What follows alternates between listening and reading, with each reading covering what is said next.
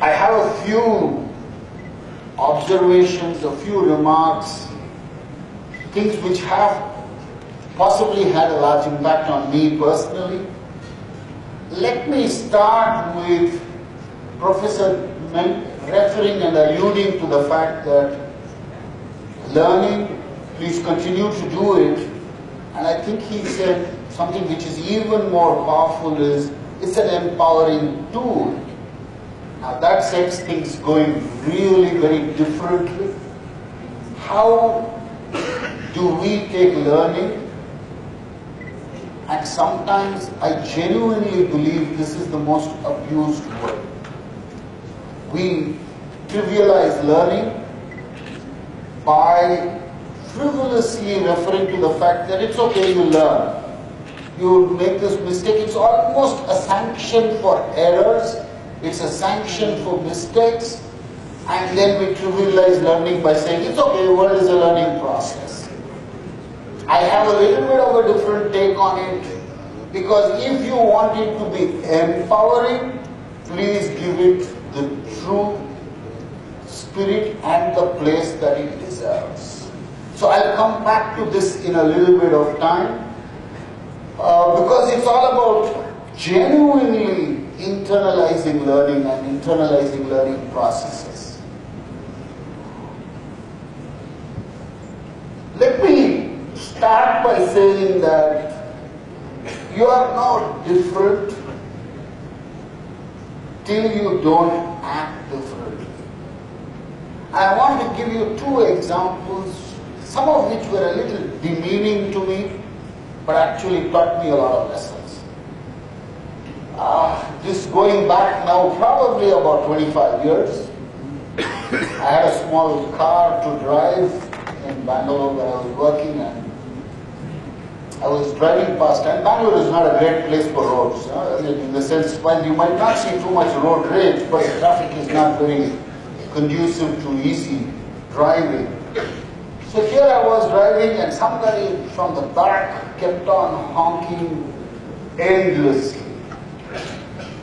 I went a little further, allowed him to go forward, and then I went behind him and I continued to honk. And honest to God, I'd have done it as abusively, as obtrusively as you could think it to be.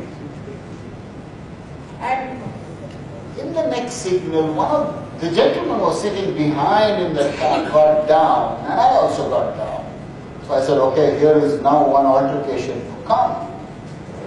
And the only sentence he said was, how different are you from 5 years? I don't think I've used the horn after that one day.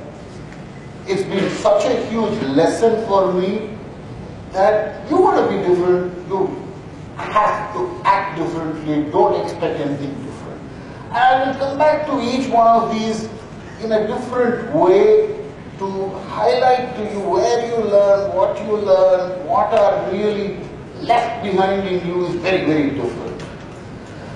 Let me go back to this whole learning issue on another one, which is, I got caught in the Delhi police over a signal.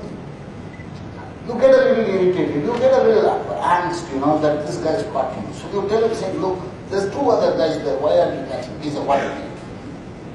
Did you make the mistake or not? Now why? Are you worried about whether I catch another 25 guys, or are we referring to whether you got caught or not?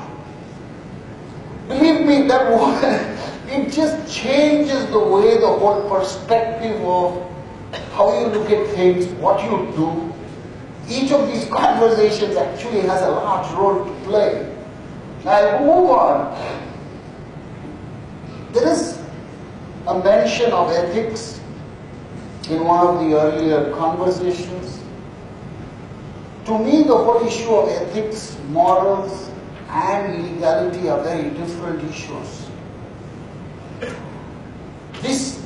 What I'm going to tell you now is not so much a brand endorsement, but I want to tell you how ethics and moral values really really go into the genetic potential or the genetic makeup of a company. I'm now talking 1985. I was working with Nestle, those days Food Specialities Limited in Moga. And it's, forget the political environment at that point of time, which was not very conducive.